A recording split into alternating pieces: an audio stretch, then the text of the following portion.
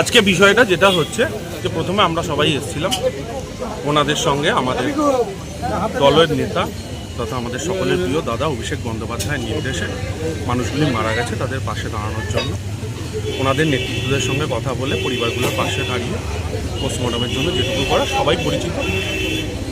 কিন্তু আমাদের বাংলার দীর্ঘদিনের বকেয়া টাকা যেগুলো দিচ্ছে না, আজকে প্রধানমন্ত্রী এসেও বাংলা ও বাঙালি বিদ্বেষী এবং নমশূদ্র মতুয়া শ্রেণীর মানুষের নাম একদিকে কেটে দিচ্ছে এবং আজকে রানাঘাটে মাঠ ভরানোর ক্ষমতা নেই, মুর্শিদাবাদ থেকে লোক আনতে গিয়ে ভাড়া করে আজকে কজন মানুষ প্রাণ হারালো, সাধারণ গরিব মানুষ।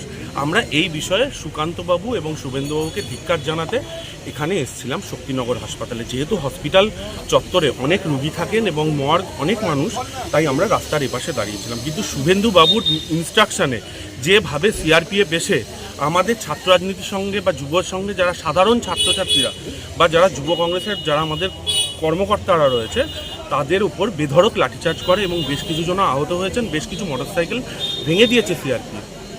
আমরা এই বিষয়ে প্রতিবাদ জানাতে এসেছি। আমরাও সৌজন্য সাক্ষাতেই এখানে এসেছিলাম। আপনার নাম?